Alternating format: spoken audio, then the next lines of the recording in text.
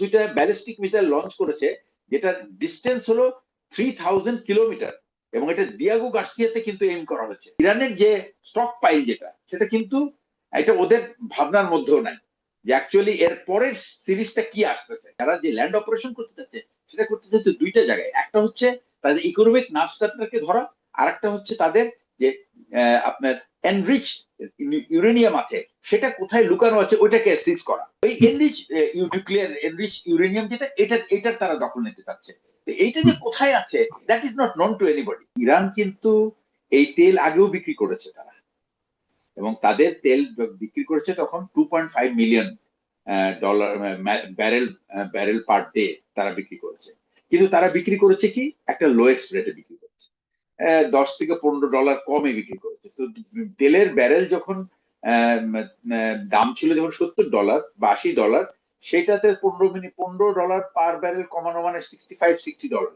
কিন্তু এখন যেটা করা হয়েছে সেটা হলো যে তার 140 million barrel already it is floating in the Gulf, এইটাকে সে রিলিজ করবে, এবং এই স্যাংশনটা সে উঠাই দিল, এবং এটাকে একটা বললো যে এটা যে কেউ এটা কিনতে পারে অ্যাট হাইয়েস্ট মার্কেট প্রাইস। প্রশ্নটা হচ্ছে যে যখন তেলটা কেনা হবে, where will the money go? The other expectation টা হলো যে this money will be floated to US banks, and through that banks it will come down to USA, and they will actually support their war field, war budget আর কি, war finance of war, যেটা তারা expectation করছে। কিন্তু Iran তো actually this is not going to go in US banks, because এটা আগেও intermediate একটা channel দিয়ে it is to come to Iranian regime, এটা কোনো ইউএস ব্যাংকে যায় নাই।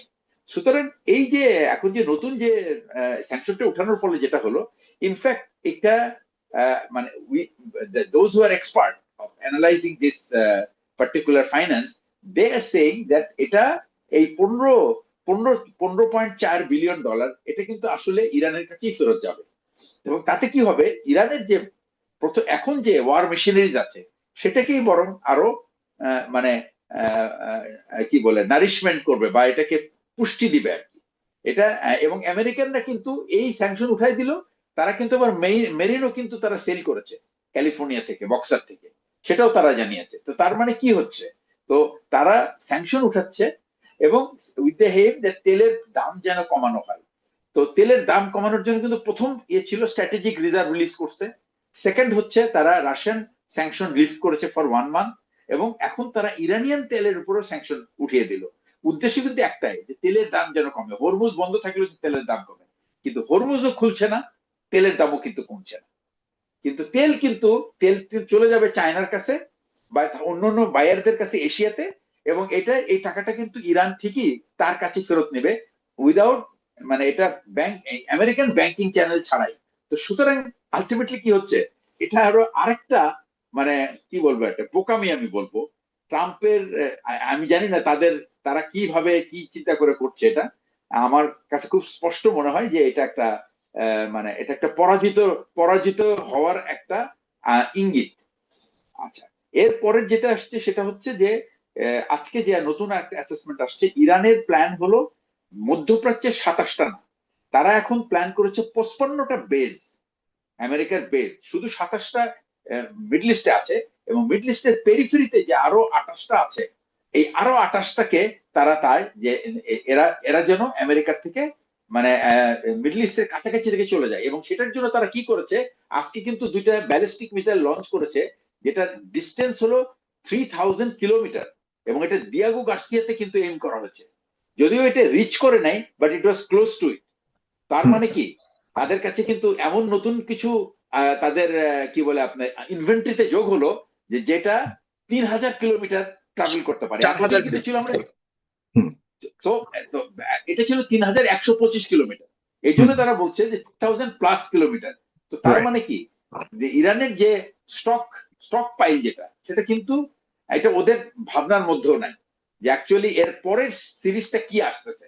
এবং ইরান কিন্তু এটাই অপেক্ষা করছে যে তারা শুধু চায়, নতুন একটা খবর বেরিয়েছে, এটা আজকে আমি চেষ্টা করলাম এটা বের করার জন্য, বাট এখনো আমি কনফার্ম না, যে একটা লজিস্টিক শিপকে, এটা একটা পডকাস্টে বেরিয়েছে, এটা হচ্ছে আপনার এনবিসি এমএসএনবিসি চ্যানেলের পডকাস্টে বেরিয়েছে, যে তারা একটা লজিস্টিক শিপ অ্যাটাক করেছে রেড সিতে, এবং যেটাতে 30,000 ইন্টারসেপ্টর ছিল, এবং এটা ধরা হচ্ছে যে এটার 20 মিনিটের মধ্যে it has been wiped out, এবং এটার মানে আপফ্রন্ট কস্ট হচ্ছে $58 বিলিয়ন। তো এইটা যদি হয়ে থাকে, তাহলে আপনি চিন্তা করতে পারেন যে এই যুদ্ধের তাদের সাপোর্ট সিস্টেম আসতে আরো কত সময় লাগবে।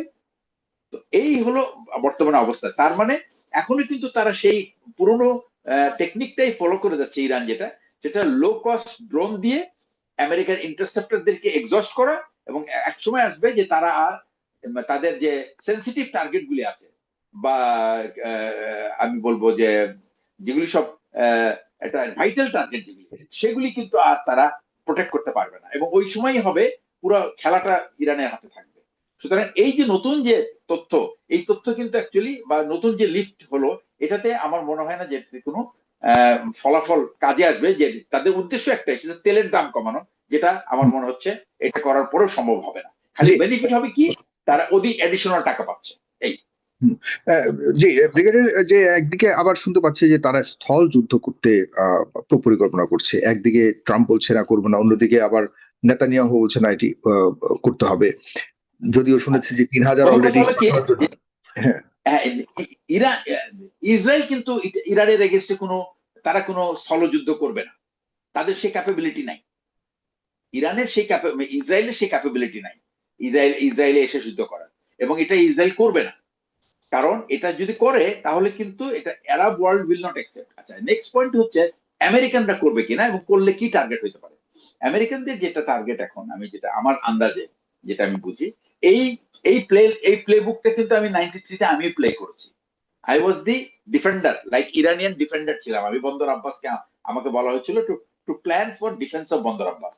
তো তো এখন যেটা হচ্ছে সেটা হলো খার্গ আইল্যান্ডে যে ইনফ্রাস্ট্রাকচারটা আছে, এটা হইতে পারে তাদের টার্গেট, যে they will try to capture that. এবং ইরান যে তাদের যে পুরো অয়েল রিফাইনারি যে অ্যারেঞ্জমেন্টটা আছে খার্গ আইল্যান্ডে, যেখান থেকে তাদের 90 to 95% অয়েল যেটা এক্সপোর্ট করা হয়, কারণ এখানে আমার মনে হয় যেটা, সেটা হচ্ছে যে এটা পাইপলাইনের মাধ্যমে তেল ক্রুড গুলিকে এখানে আনা হয়, এবং এখান থেকে শিপমেন্ট হয়।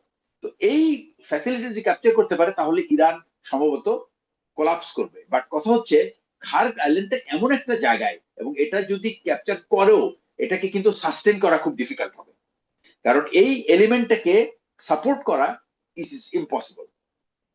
ওই অ্যারেঞ্জমেন্ট নাই, ওই স্পেসও নাই ওইখানে, সেই স্পেসটাও নাই যেখানে আপনি আমার নিজের জমি আমি নিজে চিনি এটা। আর আমেরিকানরা কিন্তু বাইরের থেকে এসে তাকে অপারেশনটা করতে হবে। তার কাছে কিন্তু গোয়েন্দা প্রতিবেদন, মানে যেটাকে বলে আমরা টেরেইন ইন্টেলিজেন্স, যেটা মাঠের যে সমস্ত তথ্য, সেটা কিন্তু খুব স্কেচি থাকবে। এটা স্যাটেলাইট থেকে পিকচার নিয়ে যেটুকু সেইটুকুই, এর থেকে কিন্তু বেশি থাকবে না। কিন্তু ওই মাঠে কিন্তু যারা আছে এক্সিস্টিং, তারা কিন্তু আরো অনেক বেশি, তারা জানে ওইখানে কোথায় কি আছে, তারা কিভাবে ওইটাকে ডিফেন্ড করতে হবে, এটা বহু আগে ইরান প্ল্যান করে রেখেছে, যে ওইটা হলো তাদের একটা সফট টার্গেট। এবং এই সফট টার্গেটটা এবং এইটা যদি আঘাত করে, তাহলে ইরান, মানে পুরো মধ্যপ্রাচ্যে আমার মনে হয় এটা কিন্তু এই প্রত্যেকটা সারা পৃথিবীতে গালফের এফেক্টেড প্রত্যেকটা হবে, এটা শুধুমাত্র ইরান এফেক্টেড হবে বলে বলা হয় না, শুধু গালফ কান্ট্রিজ গুলি, তাদের যে ইকোনমিক নার্ভ সেন্টার, এটা কিন্তু পুরো ডিস্ট্রয় হয়ে যাবে। হ্যাঁ, ইভেন অলরেডি আপনার মধ্যপ্রাচ্যে তো অনেক বড় বড়, যেগুলি মধ্যপ্রাচ্যে কাতারের একমাত্র যেটি আয়ের উৎস, সেটি কিন্তু অলরেডি অকেজো করে দিয়েছে। সেটি তো ঠিকঠাক হ্যাঁ, করতে যত 3 এটা থেকে তো 5 বছর লাগবে। 3 মাস, না 3 থেকে 4 মাস লাগবে minimum to make it productive. হ্যাঁ, না যদি শুনেছি 3 থেকে 5 বছর লাগতে পারে, মানে এক এক জায়গায় এক এক রকম কথা শোনা যাচ্ছে। তারপর মানে বিশাল একটা ক্ষতির সম্মুখীন হয়েছে নিঃসন্দেহে।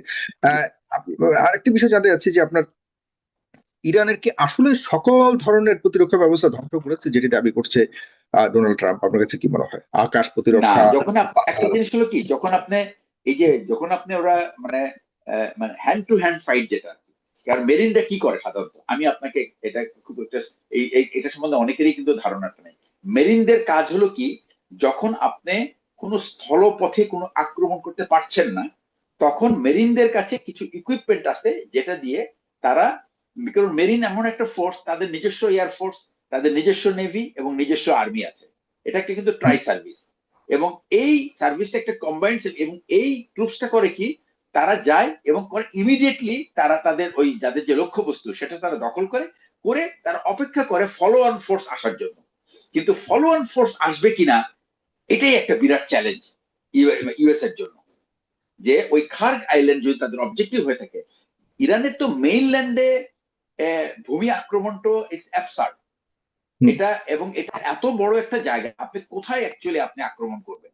তাদের উদ্দেশ্যটা কি? এখন তারা যারা যে ল্যান্ড অপারেশন করতে চাচ্ছে সেটা করতে চাচ্ছে দুইটা জায়গায়। একটা হচ্ছে তাদের ইকোনমিক নার্ভ সেন্টারকে ধরা, আর একটা হচ্ছে তাদের যে আপনার এনরিচ ইউরেনিয়াম আছে সেটা কোথায় লুকানো আছে ওইটাকে সিজ করা। এটাই তাদের, এই দুইটাই তাদের অবজেক্টিভ। আর তো কিছু করতে পারবে না। না, এটা তারা বলছে একেকবার এক একটা বলছে, একেকবার এক একটা। তারা যখন অন্যদিকে ফেইলিউর করছে, তারা প্রথম কথা বলেছিল, আপনার মনে আছে প্রথম কথা বলেছিল, প্রথম যুদ্ধ শুরু করার যে রেজিম চেঞ্জ, এখন এই জায়গাতে নাই, একদম পোল্টি, সরাসরি পোল্টি। এখন বলতেছি ইউরেনিয়াম, যখন কোনো কিছু পায় না কোনোভাবে তখন ইউরেনিয়ামের উপরে সবকিছু ঢেলে। আমি এখন দেখি দুটো, আমি এখন মেরিনদের আমি দুইটা টার্গেট দেখি। একটা হচ্ছে যে খার্গ আইল্যান্ডের ইনফ্রাস্ট্রাকচারটা তাদের কবজায় করে নেওয়া, এবং কবজায় করে নিয়ে তারা কিন্তু ধরে রাখতে পারবে না, কারণ ওটা তো সে ডিস্ট্রয় করতে চায় না, বিকজ এটা ডিস্ট্রয় করলে তো ইন্টারন্যাশনাল আপনার অয়েল মার্কেটে ডিস্টার্ব হয়ে যাবে। মেইনটেইন করতে চাচ্ছে, নিয়ন্ত্রণ নিতে চাচ্ছে, ওটা তারা ধরে রাখতে চাচ্ছে, ওটা কন্ট্রোল নিতে চাচ্ছে। আরেকটা হচ্ছে কি, তাদের যে এনরিচ ম্যাটেরিয়ালটা যেটা আছে, ওই এনরিচ নিউক্লিয়ার এনরিচ ইউরেনিয়াম যেটা, এটার তারা দখল নিতে চাচ্ছে।